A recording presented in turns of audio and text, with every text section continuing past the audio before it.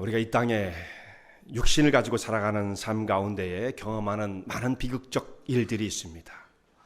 슬픔을 당하기도 하고 사람의 힘으로는 도저히 벗어날 수 없는 정말 그 한계의 상황을 겪을 때가 있는데, 그 여러 가지 한계의 상황 가운데서도 가장 극심한 상황을 찾으라고 한다면 저는 전쟁이라고 생각합니다. 전쟁. 이 전쟁은 사람이 경험하는 모든 비극적 상황을 다 담고 있죠. 그 속에 기근과 살인과 강탈과 강간 이런 것들이 전쟁 그 속에는 싹 다 들어있어요. 근데 그 중에서도 이 내전을 겪게 되어지면 가장 그 상황이 비극적이라는 것입니다. 왜냐하면 내전이 일어나는 경우는 어떤 두 양 진영 사이의 증오가 전쟁을 촉발시켰기 때문에 서로를 향해서 증오심을 품고 있어서 그 분풀이와 원수를 갚기 위한 피비린내 나는 서로의 그 살육이 이루어지기 때문에 내전이 가장 비참한 상황이라는 것입니다. 얼마 전에 여러분 신문 가운데에 한 사진이 이렇게 보도된 적이 있었어요. 시리아 출신의 아일린 크루디라는 어린 3살 난 꼬마아이가 이 땅에 얼굴을 묻고 바닷가에 모래에 얼굴을 묻고 죽어있는 그 사진이 신문에 크게 보도된 바가 있었습니다. 그 아이가 시리아 내전 때문에 그 땅에 살질 못하고 터키를 거쳐서 지중해를 건너서 그리스로 가서 그리스를 통해서 캐나다로 올 수 있다고 한다면 그 기회가 주어져야 되는 거죠. 캐나다로 가고자 하는 그런 의도를 가지고 이 지중해를 건너다가 그리스 진영쯤에 가가지고 배가 전복되는 바람에, 보트가 조그만 보트였는데 그것이 전복되는 바람에 풍랑 때문에 거기에 탔던 사람들이 다 물속에 빠지게 되어지고, 이 아이는 거기서 구출을 받지 못하고 파도에 떠밀려서 바닷가에 얼굴을 땅에 묻고 죽어 있는 모습이 있었습니다. 그래서 이 사진이 이제 온 세계 사람들의 그 동정심을 야기시켰던 그런 일이 있었죠. 근데 이게 다 끝은 아니더라고요. 그 이후로 신문을 이렇게 서칭을 해보니까 그 이후로 이렇게 쿠리처럼 죽은 어린아이가 지중해에서 떠서 익사해서 죽은 아이가 77명이나 되더라. 이게 보도되는 있지만은 그렇지 않은 애들도 상당히 많다는 말씀이죠. 지금 이 시리아는 내전 중에 있습니다. 그래서 점점 사태가 몇 년을 끌면서 악화가 되는 바람에 2천만이 조금 넘는 국민을 가지고 있는 나라가 한 1,000만 정도가 살 곳이 없다는 거예요. 그래서 이제 살 곳을 찾아서 피난길이 나서야 되는데 가고 싶지만 갈 수 있는 길이 없잖아요. 이제 거기서 필사적으로 탈출한 사람이 한 지금 200만 정도가 세계 난민이 되었는데 누구도 그들을 환영하는 데는 없습니다. 그러니까 참 비참한 상황이죠. 그래서 이 전쟁이야말로 인간이 겪게 되어지는 가장 참혹한 상황이고 인간성의 파괴이고, 어떻게 사람이 저렇게까지 잔인해질 수 있을까라고 하는 그 밑바닥이 없이 추락하게끔 만드는 것이 이 전쟁의 상황입니다. 그래서 절망을 만나는 거예요. 근데 제가 왜 이 전쟁 얘기를 말씀을 드리냐면, 다윗이 경험한 인생의 모습을 보면 전쟁 같은 상황의 연속입니다. 그런 내전도 겪었고 다른 나라와의 싸움도 했었고 전쟁터에서 삶을 누렸던 사람이 이 다윗이었다는 말씀이죠. 다윗은 참 전쟁을 많이 할 뿐만 아니라 또한 적이 많았던 사람이에요. 적이. 이렇게 선량하고 하나님을 바라보는 사람이었음에도 불구하고 왜 그런 이렇게 적이 많았을까? 무슨 잘못된 일을 했길래 그렇게 다른 사람부터 미움을 받고 원한을 샀을까 하는 생각을 또한 해보게 되어집니다. 그러니까 사람이 뭔가를 악하게 살았기 때문에 원수가 생기는 건 아닙니다, 여러분. 아무리 선하게 하나님의 사랑과 은총 속의 삶을 살아도 원수가 있을 수 있다는 거죠. 그러니까 우리의 의지와는 관계가 없는 거예요. 왜 하나님의 사랑과 선택을 받은 사람인데 이렇게 다윗에게는 환란이 끊어지지 않았을까? 이런 생각을 하게 되어집니다. 주의 사랑을 받고 은혜로 부름을 받은 하나님의 백성이라고 한다면 그에게 이제 앞으로 좋은 일만 열려져야 될 것이라고 기대를 갖는다는 말씀이에요. 근데 다윗은 사무엘로부터 이제 기름 부음을 받았죠. 그건 하나님의 기름 부음이죠. 사무엘을 이제 선지자로 세워서 그에 가서 이새의 아들에게 기름을 부으라 하셨기 때문에 그 이스라엘의 임금으로 이제 예정이 되어 있는, 뽑힌 겁니다. 그래서 이제 시간만 가면 그는 이스라엘 임금이 되어지는 거예요. 결국은 물론 다윗이 이스라엘의 임금이 되어집니다. 그런데 이렇게 하나님께서 그를 기름 부어 세워서 완전히 예정하고 세상 속에 공포를 하셨다 할지라도 사람은 그냥 시간 간다고 해서 임금이 저절로 되는 건 아니에요. 하나님 아무리 위대한 약속을 우리에게 주셨다 할지라도 시간이 가니까 저절로 임금 되더라, 저절로 그 약속은 실현되더라, 그런 법은 없습니다. 절대로 그렇게 되질 않아요. 근데 신앙을 잘못 이해하면 약속하셨으니까 될 거야, 물론 믿음이 좋지만 그 되게끔 하는 것은 그냥 가만히 있는 것으로 되는 것은 아니죠. 다윗이 이제 가만히 참고 있으면 시간 가면 임금이 되어진 것이 아니고 그에게 기다리고 있었던 것은 무엇입니까? 상상할 수 없는 환난이었습니다. 그가 이새의 아들로서 목동으로 살 때에는 그런 걱정 안 하고 살았는데, 차라리 하나님의 선택과 부름을 받지 않았다고 한다면 그런 환난들을 경험하지 않았을 터인데, 근데 하나님께서 그를 이스라엘 임금으로 딱 내정을 하시고 나니까 그의 삶이 완전히 변한 거예요. 축복으로 어떤 형통의 길이 열린 것이 아니고 오히려 그런 생각지도 않았던 비극 가운데 휩싸이게 되어집니다. 행복과 평안은 찾아볼 수가 없는 거예요. 그의 삶을 외부적으로만 들여보면. 어떻게 그렇게 혹독한 시련을 당했을까?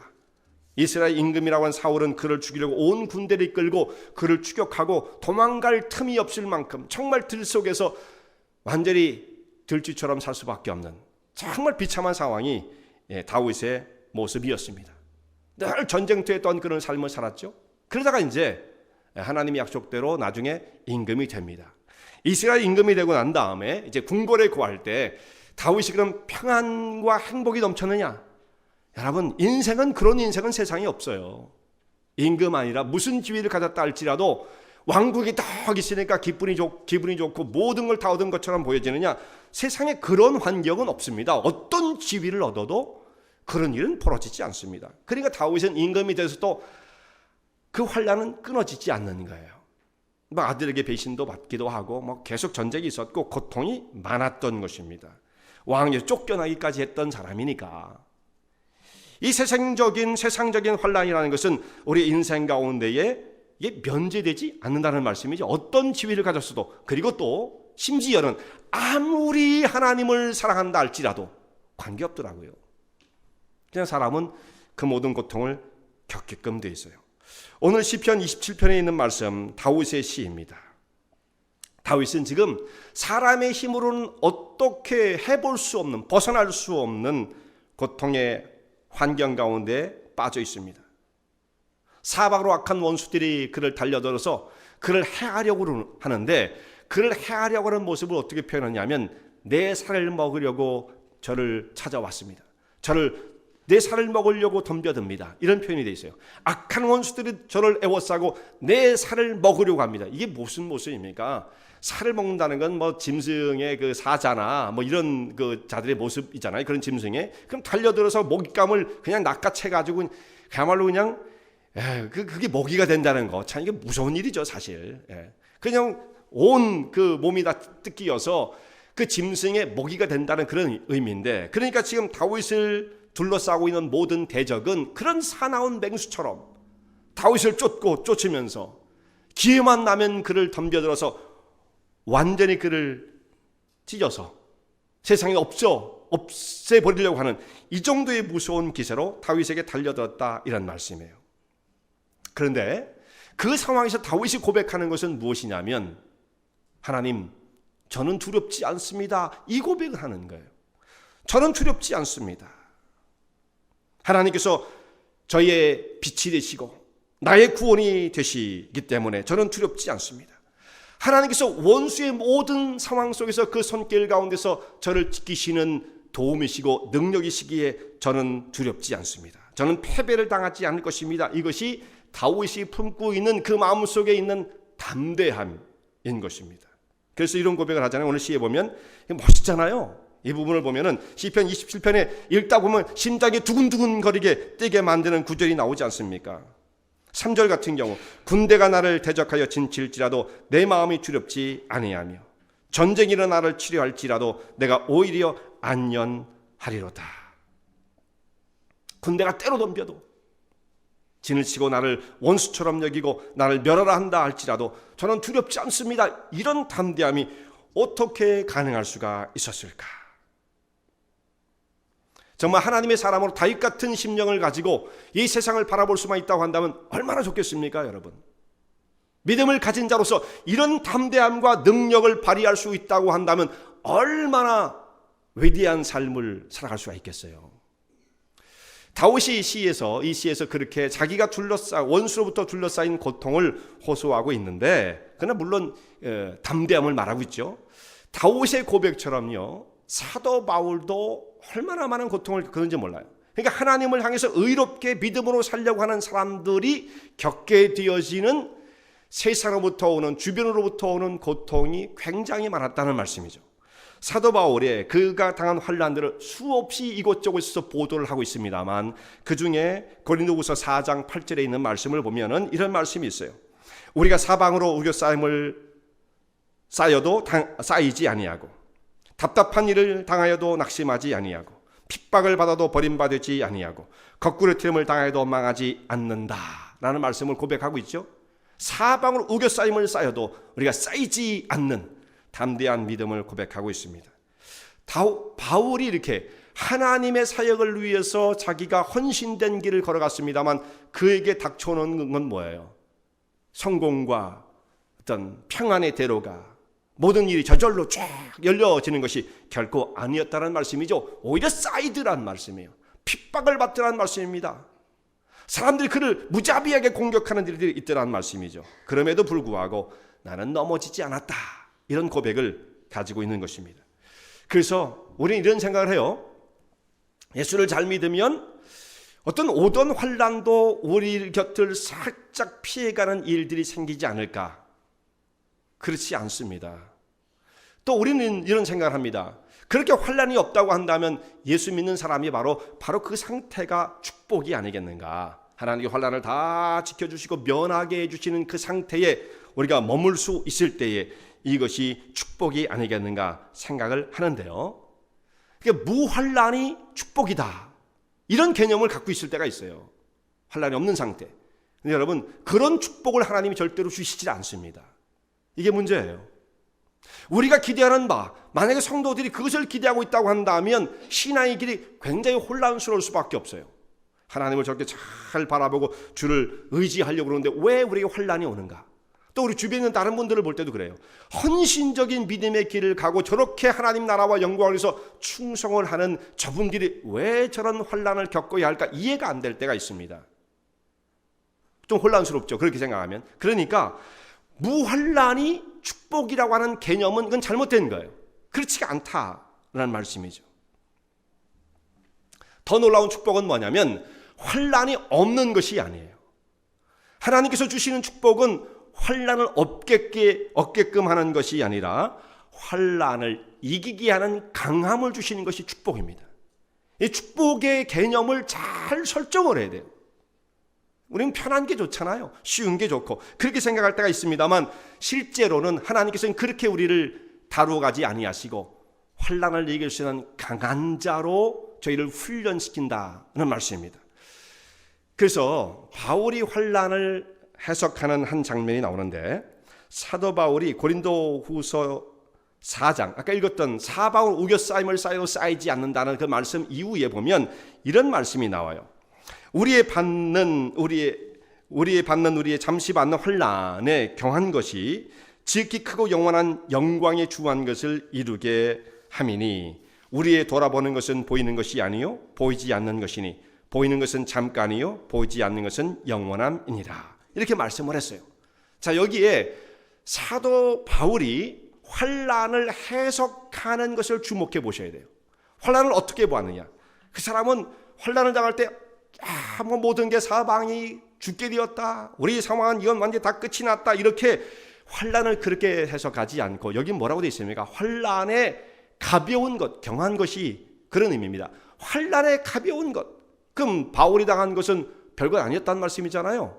그러니까 특별한 환난을 안 당했으니까 그런 말을 하는 건가, 이렇게 생각할 수 있지 않습니까? 여기는 아주 일부의 환난을 기록한 것뿐이에요. 바울이 고린도후서 후반부로 가면 얼마나 많은 환난을 당했습니까? 복음을 전하는 길 가운데서 그가 유대인과 이방인의 위협 속에서 얼마나 그 죽음의 그 고통을 겪어야만 했습니까? 붙잡혀서 옥살이 한 것이 얼마이며 붙잡혀서 매를 맞은 것이 얼마이며 40에 하나 감한 유대인이 때리는 그 매를 5번 맞았다. 5번. 그 다음에 그리스 사람들, 로마 사람들이 때리는 그 태장을 3번 맞. 이거 이렇게 맞으면 사람이 이게 그 온전한 몸을 가질 수가 없을 정도죠.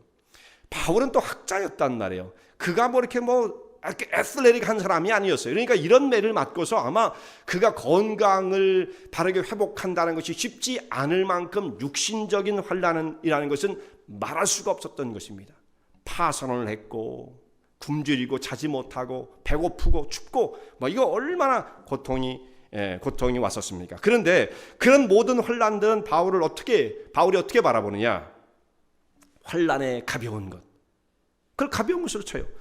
어떻게 이것이 가벼울 수가 있습니까? 이 가볍다 무겁다라는 것은 무언가를 들었을 때 들어보니까 무겁기도 하고 가볍게 느껴질 수도 있겠습니다만 가볍다 무겁다라는 것은 상대적인 것일 수가 있어요. 상대적인 것. 자, 이것이 어떤 사람에게 무거울 수도 있겠지만 애들한테는 무겁겠죠? 근데 어른들이 들면 성경책 한 권이 무겁지 않지 않겠습니까? 이거보다 훨씬 무거운 것이 많으니까. 그러니까 바울이 그런 개념으로서 이 환난을 가볍다고 해석하는 거예요. 그가 그 뒤에 나오는 말씀 보면 어떻게 됐습니까? 이 환난의 가벼운 것이 천국의 영원한 영광을 얻게 해주시는 것이라고 해석을 하니까 천국은 훨씬 더 소중하고 영광스러운 그 하나님의 약속을 바라볼 때에 지금 당하는 환난은 그거에 비하면 아무것도 아닌 것처럼 여겨지는 거예요. 그러니까 해석을 잘해야 됩니다. 천국에 대한 소망이 분명한 사람은 이 땅에서 당하는 그런 환난과 고통들이 자기를 좌절시키지 않아요. 근데 천국에 대한 소망이 약한 사람들, 그리고 세상에서 모든 것을 얻고자 하는 사람들은 조그만 환난을 만나도 무너지게 된다는 말씀이에요. 이게 이치인 것입니다. 굉장히 상대적인 거죠. 이제 바울이 그래서 어떻게 해석을 내립니까? 환난은 가벼운 것이고 무엇에 비하면 천국의 소망에 비하면, 그래서 이와 같은 환난을 통해서 우리가 단련되어 훈련되어 천국의 소망을 더 뚜렷하게 바라볼 수 있다고 한다면 이건 아무것도 아니다. 그렇게 해석을 하는 것입니다. 그런데 여러분, 이제 현실적으로 사람이 당하는 환난들을 한번 생각해 보자고요.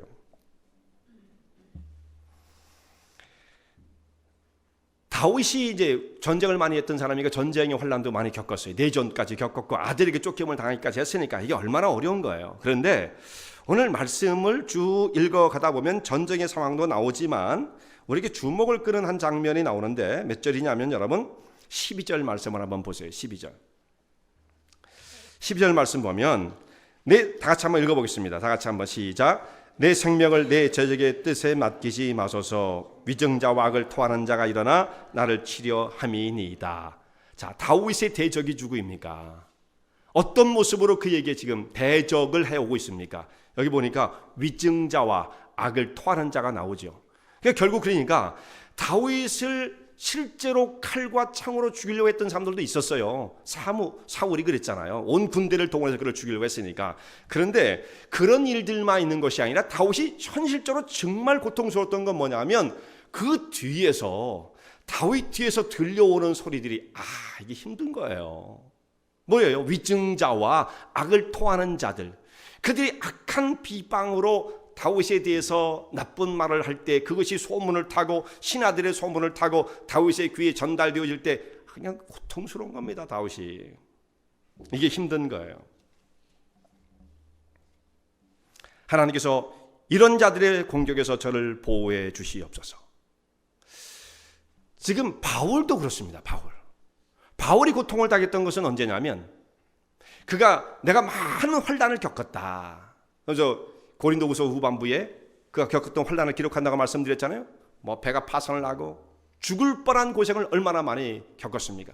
옥에 갇히고 매도 다른 사람보다 훨씬 더 많이 맞고 이런 고통을 당했는데 바울이 정작 고민스러웠던 건 뭐냐면 육신적으로 당하는 그런 고통보다도 뒤에서 들려오는 소문이 훨씬 더 바울의 마음을 아프게 만들었어요. 근데 그게 무슨 소문이었느냐면 다윗에 대한 소문은 우리가 정확하게 모르겠어요.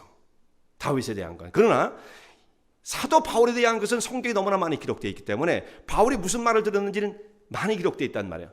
그는 교회를 이렇게 개척을 하고 떠나잖아요. 고린도 교회를 개척하고 떠나고 갈라디아 교회를 개척하고 떠나고 이렇게 되어지면 그 이후에 그 교회로부터 소문이 들려오는데 무슨 말을 들었느냐?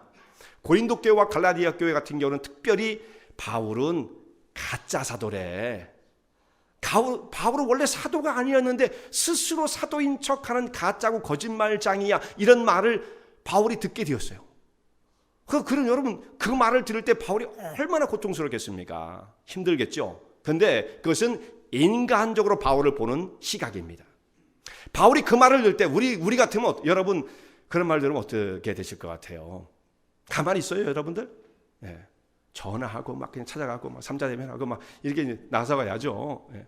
가만히 계시면 바보죠. 안 그런가요? 네? 근데 바울은 말이에요. 그런 말을 들었을 때, 그 사람들이 나를 비방하는구나. 은혜가 있는데 어떻게 그럴 수가 있을까? 내게 진빚이 있는데 어떻게 그럴 수 있을까? 이것 때문에 고통을 당했던 게 아니라는 것이 중요합니다.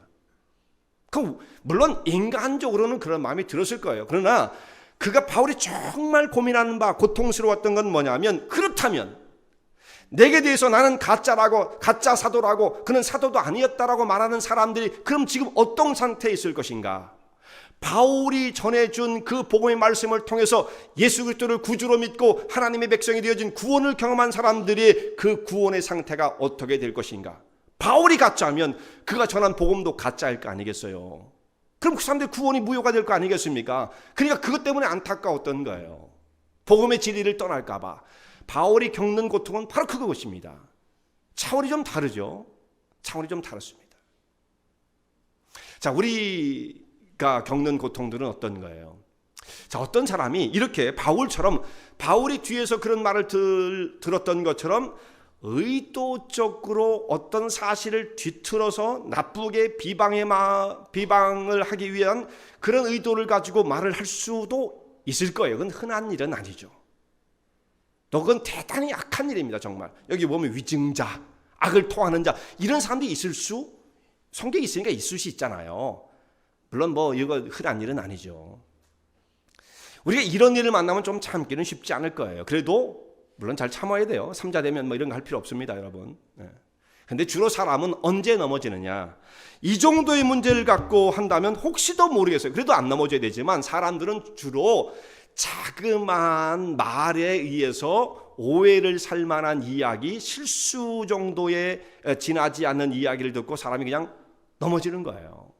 상대방은 그런 의도를 안 가졌어요. 악한 마음을 가지고 내가 너를 공격해서 쓰러뜨릴 거야, 이런 마음을 품고 말했던 것이 아니고 그냥 일상적으로 대화를 하다 보면 그런 말이 나오게끔 돼 있는 인간이 연약하니까 실수할 수 있잖아요. 그런 의도가 아닌데도 그렇게 전해질 수가 있지 않습니까? 그러니까 주로 대부분의 사람들은 그 정도의 문제를 가지고 딱 소리를 들으면 어떡하냐, 잠이 안 오는 거예요. 그러니까 사람들이 다 미워지고 만나기가 싫고, 그러면서 신앙이 점점 떨어지고 교회 오기도 싫고.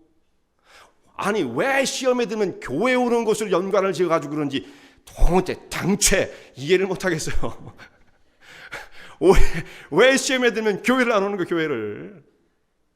그거하고 무슨 상관이 있길래. 그럴수록 더 하나님 앞에 나와야 될 텐데 무슨 조그만 일 있으면 쌤 교회 가기가 싫고 이렇게 그 연관을 짓는 거 보면 참 안타까워요. 그게 그 정도로 가치 있는 일이겠는가? 다윗 같은 상황이 있었다고 한다면 우리는 어떻게 할 것인가? 사도 바울이 겪었던 그런 고통을 우리가 겪었다고 한다면 어떻게 될 것인가? 그것과는 비교도 할 수 없는 너무 연약한 것에 우리는 너무 자주 걸려 넘어져요. 그래서 어떤 사람이 저 요즘 별로 안 좋아요, 시험에 들었어요. 그러면 무슨 시험에 들었어요? 근데 조심스럽게 물어보잖아요. 그러면 그 내용을 얘기를 안 해요. 시험은 들었는데 왜요? 그러면 내용을 얘기를 못 해요. 왜냐하면 자기가 생각해도 이건 유치한 얘기거든요.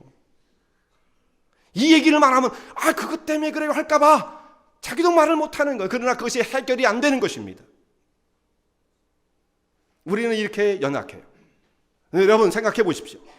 만약 그 정도의 우리의 신앙이 거기에 멈춰버리고 만다 한다면 그 사람은 절대로 이 거칠고 험악한 세상에서 정말 날마다 넘어지고 날마다 쓰러지고 능력 있는 삶을 절대로 살아갈 수가 없는 것입니다.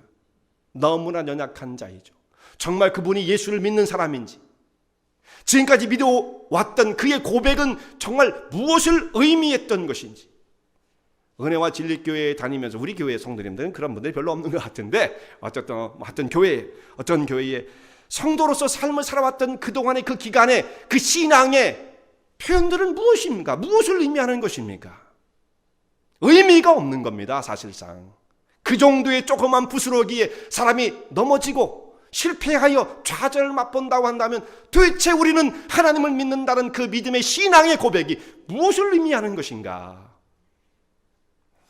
바울같이 또 다윗같이 그 원수의 목전에서 맹수가 달려들을 뜯어 삼키려고 하는 그런 고통 속에서도 나는 오히려 담대합니다. 안연합니다. 전쟁이나 나를 쳐도 넌 끄떡없습니다라는 이 고백을 가질 수 있어야 할 터인데, 얼마나 너무나 연약한 것에 우리가 쉽게 넘어지는지 모르겠다는 말씀이에요. 여러분은 든든하십니까? 지금 무슨 말을 들어도 끄떡없습니까? 그 정도 돼야 된단 말이에요. 예수를 믿는다는 것은 좀 그래야 된다고요. 한마디. 근데 그건 의도가 담긴 것도 아닌데 그냥 해결을 못하는 거예요. 잠이 안 와요. 이렇게 되어지면 참 안타깝죠. 사람은 어차피 이 땅에서 실수를 안 할 수 없어요. 실수. 저 사람이 의도를 갖지 않았어요. 무슨 악한 의도를 가지고 막 계획적으로 모의를 해가지고 이렇게 막 간혹 가면 뭐 그런 사람이 있을 수도 있겠지만 대부분 그런 일은 없습니다. 대부분 조그만 이야기, 사소한 이야기, 실수로 나온 이야기, 좀 이렇게 생각을 깊이 하지 않고 툭 나온 이야기, 이런 것들 때문에 고통을 당한다 이 말씀이에요. 그래서 세상에서 성도들은 그런 불완전한 세계 속에 살기 때문에 우리가 천국에 가기 전까지는 이 상태를 벗어날 수는 없습니다. 이건 피할 수가 없어요. 누구든지 예외가 없더라. 누구에도 다 그런 것은 닥쳐올 수가 있습니다. 그러니까 우리가 이런 환난과 고통들을 피할 수 없다고 한다면, 여러 가지 환난과 고통이 있지만 그 모든 환난들은 그 중에 하나가 비방의 이야기를 말씀을 드렸어요. 이런 환경 속에서 우리가 삶을 살 때 그것을 피할 수 없다고 한다면 방법은 무엇입니까? 피할 수는 없어요. 우리가 산으로 완전히 들어가고 완전히 천국으로 올라가기 전까지는 이 땅에서는 그것은 멈추지 않습니다. 그렇다고 한다면 결국은 한 가지 길밖에 없습니다. 이기는 길밖에 없어요. 담대하게 그것을 물리쳐내는 하나님의 사람으로 굳건하게 세워져서 우리의 신앙의 골은 그것을 극복해내는 것으로 방향을 잡아야 된다는 말씀이에요. 왜 이것이 나한테 왔을까? 이런 말씀들은 참 이제는 우리 성도님들이 그런 말을 입에 담는 것은 그건 유치하다고 그러더라. 이 해석을 그렇게 하셔야 됩니다. 이제 마음속에 그런 말들은 신앙인의 사람으로 말하기 합당치 않다고 그러더라. 서로 좀 그렇게 얘기 좀 해주세요. 아직도 그런 얘기 갖고 그러냐고, 강해지라고 그러더라. 좀 권면을 해도 그렇게 권면을 하셔야 됩니다. 정말 그랬겠네요. 나 같아도 그렇겠어. 서로 그냥 만리장을 쌓아가면서 그냥 서로 부추겨주지 말고. 성도들은 이제 우리가 그것을 이기는 방법을 생각해야 한다고 그럽니다. 이렇게 권면을 서로 해줘야 되지 않겠어요? 그런데 다윗은 여기에서 하나님을 바라보면서 어떤 상황에서도 두려움이 없었습니다. 이게 얼마나 값진 거예요. 그럼 다윗은 어떤 사람에게 그것이 가능했습니까? 여기서 다윗의 위대함을 높이고자 하는 게 절대로 아니에요. 다윗이 위대합니까? 우리랑 똑같은 사람입니다. 성적이 우리와 똑같은 사람이에요. 연약한 질그릇에 불과한 자이지 다윗이 왜 위대합니까? 그런 거 없어요. 세상에는 위대한 사람 따로 있고 못난 사람 따로 있는 것이 결코 아닌 것입니다. 다윗을 위인화시킬 필요가 없어요. 아브라함도 마찬가지고 모든 성경의 인물은 우리와 똑같습니다. 성경이 주장하는 바예요. 위인이다고. 그 선생님은 절대 그럴 뿐이 아니라, 그렇게 생각하는 것은 오해죠. 다윗이 얼마나 실수가 많았던 연약한 사람이었습니까? 아브라함도 그렇고 다 그렇잖아요. 그런데 어떻게 이렇게 연약한 한 질그릇에 불과한 사람이 이렇게 담대한 마음을 가질 수가 있었는가? 그의 심장은 철로 만들었는가? 자, 우리가 아주 그냥 다 담대한 사람 보고 뭐라고 말합니까? 저 사람 정말 강심장이야. 강심장. 끄떡도 안 해. 그런 말 하잖아요. 강심장. 근데 다윗을 보니까 다윗은 이 모습을 보면 무슨 말해도 상관없으니까 군대가 와서 진을 친다 할지라도 상관이 없으니까 그는 정말 철심장처럼 철심장. 쇠로 만들었나 심장이. 전혀 끄떡이 없더래요. 절대로 빼앗길 수 없는 것을 우리가 가끔 철밥통 이런 얘기 하잖아요. 그래서 이 다윗은 철밥통 그거하고는 관계없고 이게 심장이 끄떡이 없는 사람이에요.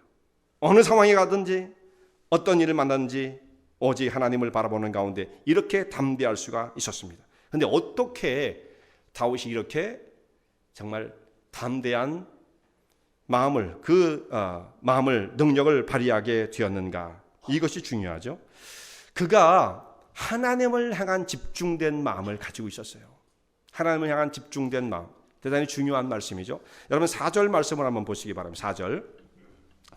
4절을 보면 다시 한번 읽어보겠어요. 시작. 내가 여호와께 청하였던 한 가지 일 곧 그것을 구하리니 곧 나로 내 생전에 여호와의 집에 거하여 여호와의 아름다움을 앙망하며 그 전에서 사모하게 하실 것이라. 아멘. 자, 이런 말씀이 나왔어요. 참 다윗이 하나님께 구하고 바라는 것이 딱 하나가 있었어요. 평생에 바라는 것. 그게 뭐라고 말씀을 하고 있습니까? 내가 하나님의 집에 거하면서 하나님의 아름다움을 앙망하고 그 전에서 사모하는 것, 이것이 제가 하나님께 구하는 것입니다 라고 하는 기도의 제목을 갖고 있었습니다. 이게 뭐를 의미하냐면 다윗은 하나님을 향해서 마음이 집중되어 있는 사람이었다라는 것입니다. 세상에 있는 것들로 만족을 얻고 거기서부터 들려오는 소식에 민감하게 귀를 기울이는 사람이 아니었고 하나님께로 온 마음과 자기의 시선을, 지난주도 그런 말씀드렸습니다만 예수 그리스도께 시선을 픽스하는 사람, 하나님께 자기 모든 초점을 두는 사람이어야만이 이것을 강하게 자기의 심령을 담대하게 가질 수가 있다는 말씀이에요. 여러분 다윗은 그래서 심령이 가난한 사람입니다. 심령이 하나님 함부로만 만족을 얻으려는 사람이잖아요. 심령이 가난한 사람이에요. 자, 심령이 가난한 자는 정말 그래서 복에서 천국이 저희 것이라고 예수님께서 말씀한 해석이 그렇기 때문에 딱 맞는 것입니다.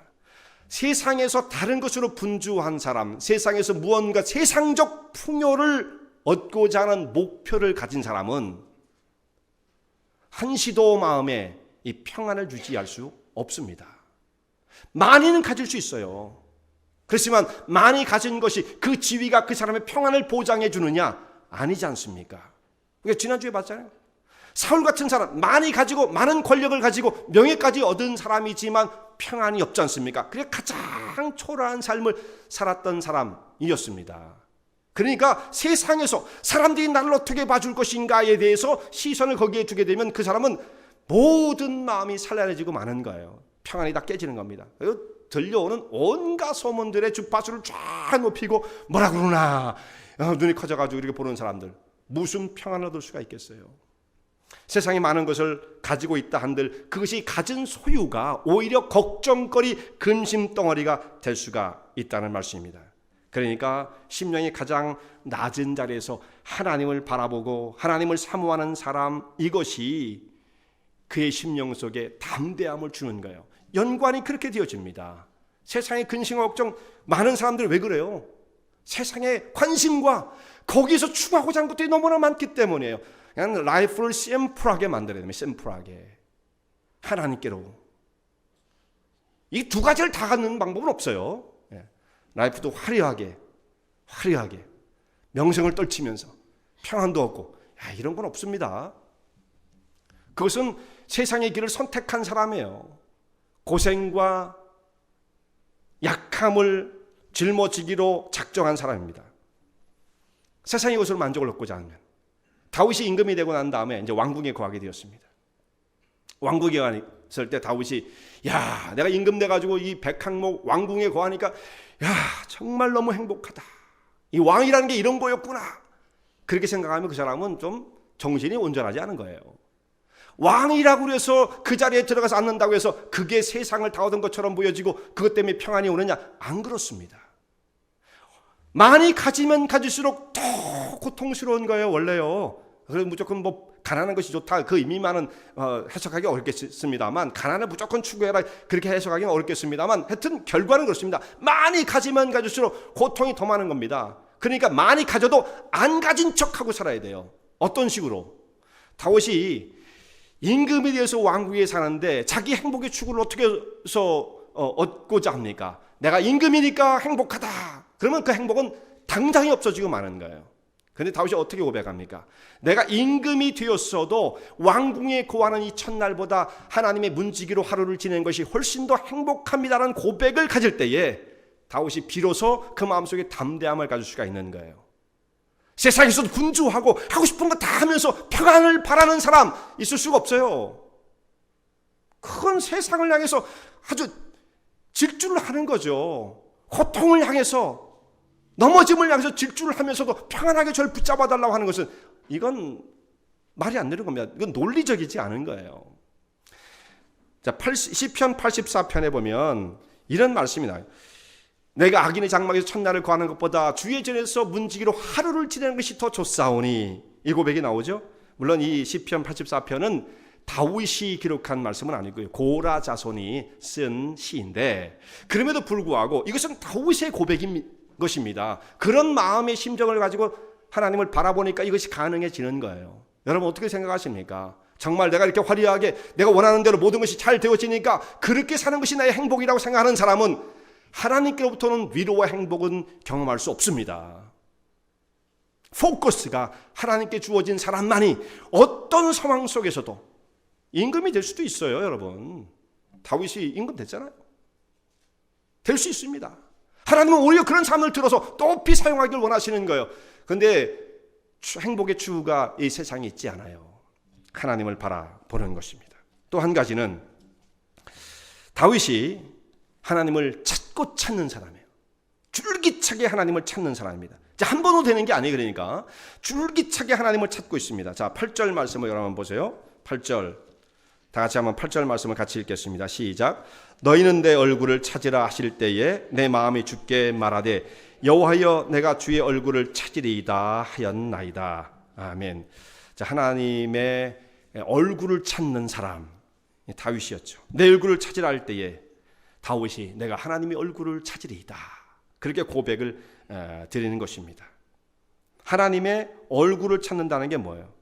하나님을 정말 사랑하는 사람이고요, 하나님 만나기를 기뻐하는 사람이에요. 다윗은 그것을 기쁨으로 삼는 사람이에요. 이런 사람에게 하나님께서 담대함을 주시는 거예요. 하나님과 정말 밀접한 관계를 가질 수 있을 때에 하나님의 능력이 그 속에 막 흘러 들어오게 되는 거죠. 관계도 없는데 어떻게 하나님의 능력을 입고 세상을 이길 수가 있겠어요? 그러니까 나를 찾으라, 주께서 이렇게 말씀하시는데, 다윗은 하나님의 은혜를 사모하는 사람입니다.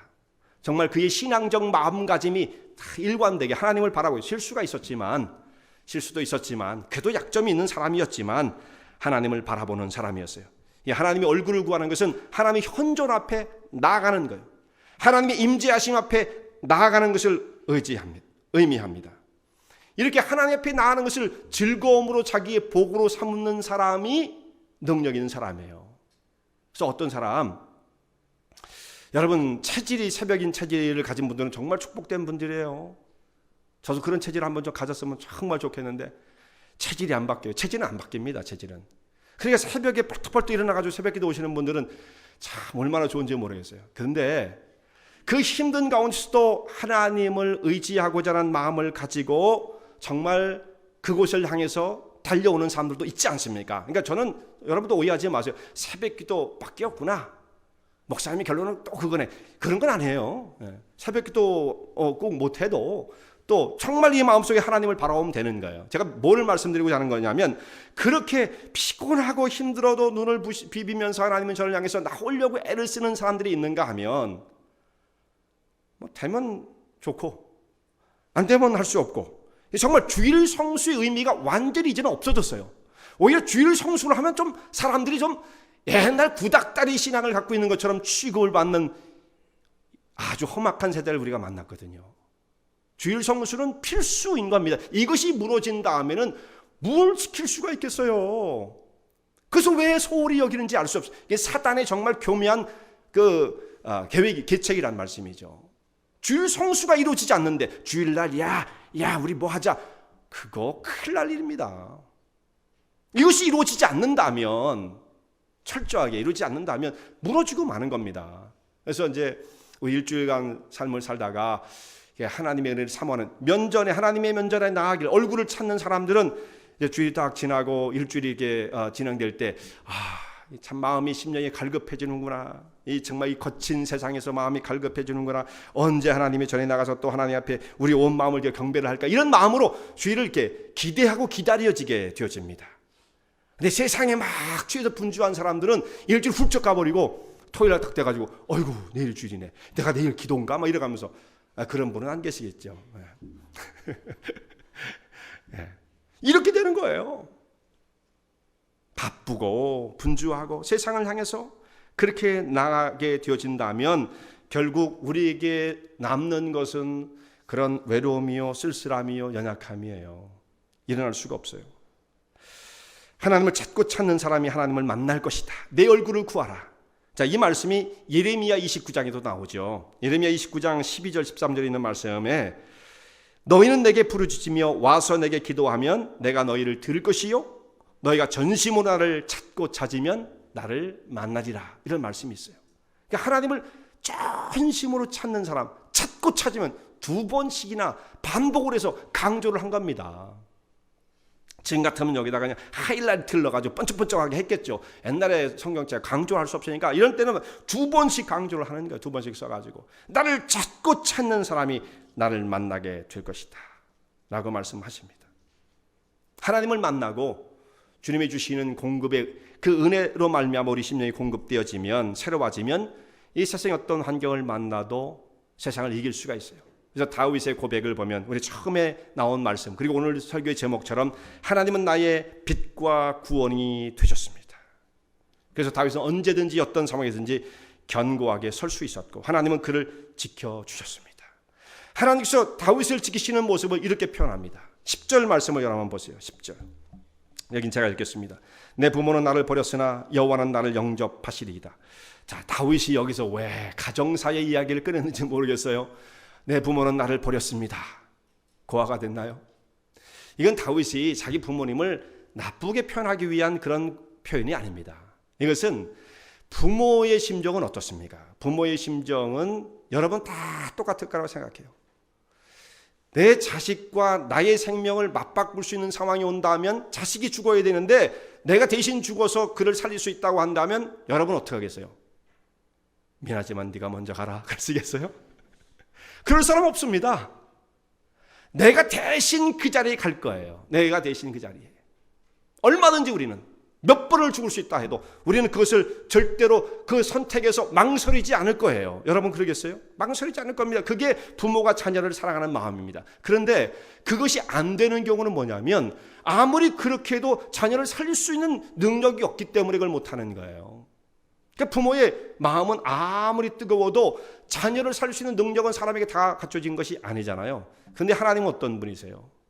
내 부모는 나를 버렸으나가 아니라 내 부모는 나를 살려주고 싶어도 나를 살릴 수 있는 능력이 없지만 하나님은 어떤 분이십니까? 우리보다 더 사랑이 많으신, 우리도 우리의 자녀를 사랑할 줄 아는데 하나님은 하나님의 백성들을 얼마나 더 깊이 사랑하시는가, 얼마든지 자기 목숨을 바꾸어서라도 우리를 건지시기 원하시는 분이 하나님이시고 하나님은 그렇게 하셨습니다. 자기 아들을 세상에 인간의 몸을 입고 오게 하시고 십자가에서 우리 모든 죄악을 다 짊어지게 하시고 그가 죽고 우리를 대신해 죽었어요. 그리고 우리를 사망과 그 죄악의 뿌리 속에서 우리를 건져내어 하나님의 거룩한 백성을 삼으셨습니다. 이건 하나님은 가능하신 거예요. 그러니까 다윗의 고백이 바로 그것입니다. 하나님은 우리를 그렇게 사랑하시는 분이십니다. 내 부모는 한계가 있지만 하나님은 저를 끝까지 사랑하셔서 저를 세워주시고 구원하신 분이십니다. 이게 다윗의 고백이었던 것입니다. 여기 또 독특한 표현 하나가 나옵니다. 여기 13절 말씀을 한번 보세요. 13절. 한번 같이 읽어보겠습니다. 13절 시작. 내가 산자의 땅에 있으며 여호와의 은혜 볼 것을 믿었도다. 아멘. 자, 내가 산자의 땅에 있으며 라는 말씀이 이게 무슨 의미일까? 자, 다윗이 처해 있는 상황을 여러분 한번 생각해 보세요. 다윗이 지금 산자의 땅에 거하고 있는지, 제일 앞에 뭐라고 했습니까? 군대가 나를 진치고 말이죠, 원수가 맹수처럼 달려서 자기를 뜯어 삼키려고 하는 그 상황을 본다면, 다윗은 그 상황으로 보면 그는 사망의 땅에 거해 있는 겁니다. 사망의 땅이죠. 죽음의 땅이에요. 정말 사망의 권세가 세계를 뒤덮고 사망이 왕노릇하는 그 시대에 다윗은 살았던 거예요. 오늘도 우리가 하나님을 떠나면 세상이 사망으로 왕노릇한 그곳에서 우리는 쩔쩔매는 겁니다. 그러니까. 근데 다윗은 뭐라고 말을 하냐면 내가 산자의 땅에 있으며 라고 말씀을 하죠. 어떻게 해서 이게 가능해진 것입니까? 그가 믿음으로 하나님을 의지할 때에 사망의 땅이 생명의 땅으로 바뀌는 거예요. 환경이 바뀐 건 아닙니다. 자기가 하나님을 바라보는 그 믿음을 통해서 세상을 바라보는 그의 시각이 달라지는 거죠. 그런 권세와 능력을 덧입게 되어지는 거예요. 세상으로부터 뭔가를 기대하는 사람들은 아무것도 얻을 수 없습니다. 넘어질 수밖에 없습니다. 하나님만 의지하는 전적으로 주를 바라보는 자에게 내가 하나님의 구원을 경험할 것입니다. 이런 고백을 드리고 있죠. 주님만이 나의 빛과 구원이 되십니다. 생각지 않았을 때 우리 인생에 갑자기 먹구름이 밀려올 때가 있고요. 암흑으로 우리의 인생이 뒤덮일 때가 있어요. 앞이 전혀 안 보일 때, 깜깜해질 때, 정말 내가 여기서 무엇을 할 수 있을까? 그런 한계 상황. 그걸 만날 수 있잖아요. 앞이 안 보여요. 그럴 때 사람은 어떻게 합니까? 많은 사람들이 어떻게든지 한번 살아보겠다고 막 이리 뛰고 저리 뛸 수가 있잖아요. 막 모든 수단을 다 동원해 볼 수 있잖아요. 그럼 어떻게 되겠습니까? 깜깜한 데서는 어떻게 하는 게 최고 좋으냐? 가만히 있는 게 최고 좋아요. 이리 뛰고 저리 뛰다가는 함정에 잘못 뛰어서 빠질 수가 있는 것이고요. 그 지형이 어떻게 되는지 모르잖아요. 이게 뭐 낭떠러지가 있는지 모르잖아요. 그러니까 어디에 걸려 넘어질지 몰라요. 더 사태를 악화시킬 수가 있어요. 세상적으로 뛰는 것은. 이때는 어떻게 되냐? 깜깜한 가운데 갇혀 있다고 한다면 오늘 다윗의 고백처럼 주는 여호와는 나의 빛이시니 이 빛 대신 하나님의 정말 빛이 우리 영혼 가운데 쫙 비춰져 와야 합니다. 그래서 내 상황을 볼 수 있는 영적인 안목의 눈이 열려야 되는 거예요. 하나님은 나의 빛이시니, 그러니까 어둠을 몰아내시고 내 인생 가운데 덮였던 모든 어둠의 세력들을 물리쳐 주시고 앞으로 바라봐야 할 세계가 어떻게 전개되고 있는지를 잘 눈을 들어서 바라볼 수 있는 이 사람이 되어야 그 상황을 뛰어넘을 수가 있는 것입니다. 그리고 그런 눈을 가진 사람이 해석을 할 수가 있어요. 해석을. 여긴 낭떠러지구나. 여긴 위험하구나. 이렇게 가야겠구나. 하나님이 인도하신 길은 이것이구나. 빛이 들어와야 그것이 가능해지는 거예요. 근데 그것이 없는 사람은 그냥 헤매다가 인간적으로 헤매고 세상적으로 헤매고 밸런스를 못 잡고 넘어질 수밖에 없는 것입니다. 지금 이 상황에 가장 필요한 것은 무엇이냐? 하나님의 계시의 빛입니다. 정말 우리에게 하나님께서 열어주시는 그 생명의 길이 무엇인지를 알 수 있는 길이 열려야 되는 거예요. 여호와는 나의 빛이십니다. 이것이 그저 막연한 것이 아니라 내 인생을 어떻게 붙잡고 이끌어 가시는가, 어떻게 간섭하시는가, 어디는 위험하다고 말씀하시는가, 이것을 우리가 분별할 수 있어야 됩니다. 근데 이것은 다 옆으로 치워놓고 내가 선택한 대로 내 욕심을 따라서 마음대로 가면서 넘어지고 나서 건져주세요. 그때 가서 그런단 말이에요. 믿음이 있는 척 한단 말이죠. 그렇지 않습니다. 그렇게 해서는 도무지 우리는 이 고난의 세상 속에서 생명의 길을 찾아갈 수 없습니다. 오늘 하나님이 우리의 빛이 되시고 내 구원이 되십니다라고 하는 이 고백을 갖게 되어지면, 그리고 그 속에서 더 깊이 하나님을 의지하게 되어지면 아무리 험난한 세상 속에 우리가 처한다 할지라도 그 가운데서도 강하고 담대하여 세상을 이기고 정말 의롭게 설 수 있는 하나님의 백성이 되어지는 것입니다. 이와 같은 믿음의 길에 서시는 주의 종들 되시기 바랍니다. 은혜와 진리 장로교회는 진실된 하나님의 말씀, 건강한 신앙의 공동체를 찾는 모든 분들께 열려 있습니다. 교회 주소는 230 US Highway 45번, Vernon Hills, 230 US Highway 45, Vernon Hills, VERNONHILLS에 위치하고 있으며 새벽 예배는 화요일부터 토요일까지 오전 6시, 금요 저녁 예배는 금요일 저녁 8시, 주일 일부 예배는 오전 8시, 2부 대예배는 오전 11시에 시작합니다. 이 설교를 들으시고 하나님의 말씀에 대해 궁금하신 점이나 신앙 상담을 원하시면 교회 전화 847-962-4412번 847-962-4412로 문의하시기 바랍니다.